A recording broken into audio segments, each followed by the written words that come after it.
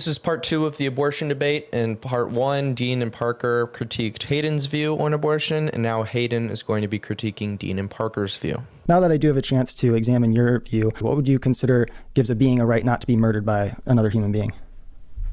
So I hold a conjunct to distribute moral values sufficient to grant the right to life. I hold the same conjunct as Parker, and that would be a conjunct between past or present, and future subjective experiences. You could hold like another clarification of you also have to be a human for some other reasons, but yeah, just another conjunct is generally true. So let's try this then. So same scenario I mentioned earlier where you can either save those 10 pigs or the one newborn human, but you know that one newborn human has some sort of birth defect where they're actually guaranteed to die at about 2 years old. So you can't really appeal to them having a future conscious experience that exceeds that of a pig, since consciousness is more of a spectrum than a dividing line. It's something that increases over time, increases with development. Which would you choose then, knowing that that newborn human being isn't going to develop past age 2? It'll die at age 2.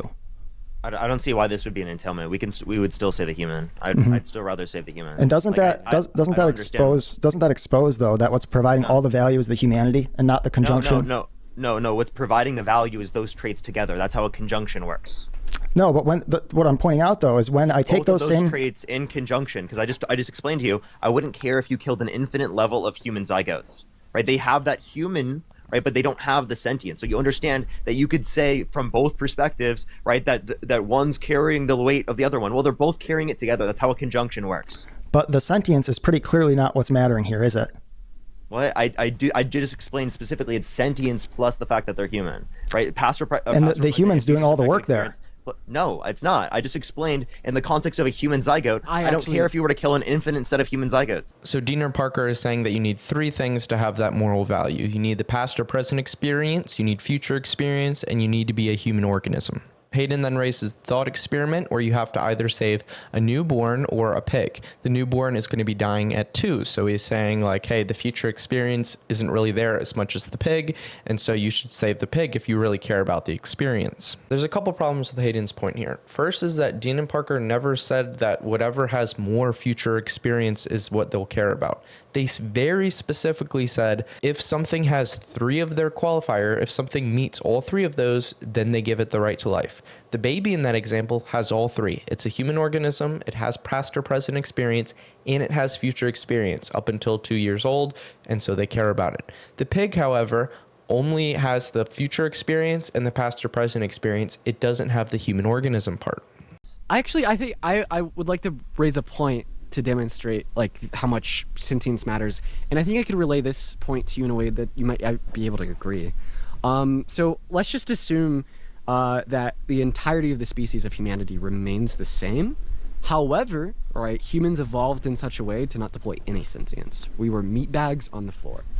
In this alternative world, who would you rather save? 10 of the meat bag non-sentient humans, or 1 cow? So just one question here. If I assume that worldview, then Christianity would necessarily not be true. Do you recognize that, right? Well, Christianity is already you're assuming macroevolution, which would contradict the biblical account of Genesis. Okay, so in other words... Wait. This was the first 21 minutes of a debate that ended up lasting about an hour and a half. The rest of the debate mainly focused on the problem of evil and free will. However, in this video, I want to concentrate specifically on our discussion about abortion and why I still believe Dean and Parker hold an inconsistent position. When I asked if they would save 10 adult pigs who have a conjunct of past or present and future subjective experiences over 1 newborn human who also has a conjunct of past or present and future subjective experiences, they said they'd save the newborn human. This clearly indicates that what they are really valuing is humanity and not consciousness. A 25-week-old human fetus has significantly less consciousness than an adult pig, so their choice would only make sense if what they're valuing is the humanity of the newborn. Hayden's saying basically when you compare a pig to a human, the past or present experience is the same, the future experience is the same. The only difference is that one of them is a human and the other one's not. And so the fact that they value the human in that situation, not the animal, shows that they don't actually care about the past or present experience or the future experience. The thing they care about is the humanity. And because this shows how much they really care about humanity, they should value humanity in all situations, even when they don't have the past or present and future experience. If they're really being consistent, they should care about zygotes, according to Hayden. I'll show how this logic clearly doesn't work by just applying the same exact logic, but using different variables. Let's say that you're looking for a partner and they need to have three things. They need to be loyal, kind, and smart. And you see two people in front of you. One of them is loyal, kind, and smart. And the other person is just loyal and kind. They're not smart. Obviously, you're going to pick the person who's loyal, kind, and smart. But under Hayden's rationale, because everything's the same about them except for the person who's smart, then the only thing you actually care about is the fact that they're smart. And you should value any other humans to be your partner who are smart, even if they're not loyal and kind. Obviously, this logic does not work. Some of their supporters might argue that Dean and Parker don't value humanity itself, since they're comfortable with someone intentionally destroying embryos in an IVF clinic without being charged with murder. However, this simply highlights the inconsistency in how they apply their values. I believe Dean and Parker would both agree with these two statements. Statement number 1. Any living human organism with a conjunct of past or present and future subjective experiences has moral value regardless of how long they will live naturally and what degree of consciousness they currently have or will have in the future. Implicit in this first statement is that the human being has at least reached the point of consciousness as described by the conjunct, which Dean and Parker would acknowledge occurs at about 24 weeks gestation. Statement number 2. Any living human organism with a conjunct of past or present and future subjective experiences has significantly more moral value than any non-human animal. In order to affirm both statements, there must be something that all humans with a conjunct of past or present and future subjective experiences have, either to a greater degree than non-human animals, or that non-human animals lack entirely. Yes, the thing that the humans have over the non-humans is the fact that they're humans. That human organism part is what gives the right to life, is part of what gives the right to life. It's necessary. But Dean and Parker can't argue that born humans surpass animals in consciousness, since human consciousness doesn't typically exceed that of adult pigs until around age 3. Moreover, some humans never reach a higher level of consciousness than adult pigs due to brain injuries, genetic conditions, or fatal birth defects occurring before age 2. I don't know why he keeps bringing in like greater consciousness or more future consciousness. Like they never said that they value something if it has more of those things. That's not part of their argument at all. It's so simple. It's just that in order for something to have the right to life, it needs to have all three of those things. And if something does not have all three of those things, then it doesn't have the right to life. That's it. Just show the inconsistency by showing like, hey, here's something that has all three of the traits and yet you don't care about it. Just show that.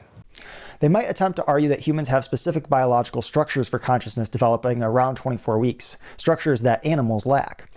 This resembles an argument Destiny uses for his pro-choice stance. However, this argument also fails. It raises the question of why these biological structures matter. If the reason is consciousness itself, it runs into the earlier problem. Some animals have higher consciousness levels than some humans will ever achieve. To clarify why the equipment for consciousness argument fails, consider this hypothetical conversation between two pro-choice individuals. Pro-choicer A says human forelimbs are valuable because they enable humans to throw baseballs faster than animals. Pro-choicer B correctly points out that some animals can throw baseballs faster than certain humans with injuries or birth defects. Thus, A's position implies chimpanzees could have more moral value than some 1-year-old humans. Similarly, valuing human biological structures solely for producing consciousness fails because some non-human animals with their own biological structures achieve greater consciousness than some 1-year-old humans ever will. Again, he's just bringing up stuff that's irrelevant to their position. Like, it's so simple. Their position is so simple. They're not saying they value humans because they have consciousness. They're not saying they value humans because they have the parts required for consciousness. They're just saying they value anything. If it is a human organism, has past or present experience, and has future experience. That's all they're claiming. Ultimately, for Dean and Parker to affirm the two statements I mentioned earlier, they would have to take the view that what makes humans morally valuable is their humanity, which exists from fertilization and therefore would require a pro-life position. Actually, the only thing they need to do to affirm both positions and be consistent is to say that humanity is required. It's not sufficient, necessary and sufficient. It is just necessary. That's all they have to say. And that is totally consistent with their view that I have been reiterating over and over again, which is just that you need the three things. Some of you may still question if they would affirm both statements, but I think they implicitly acknowledge they would when I ask them this. So let's try this then. So same scenario I mentioned earlier where you can either save those 10 pigs or the one newborn human, but you know that that one newborn human has some sort of birth defect where they're actually guaranteed to die at about 2 years old. So you can't really appeal to them having a future conscious experience that exceeds that of a pig, since consciousness is more of a spectrum than a dividing line. It's something that increases over time, increases with development. Which would you choose then, knowing that that newborn human being isn't going to develop past age 2? It'll die at age 2. I don't see why this would be an entailment.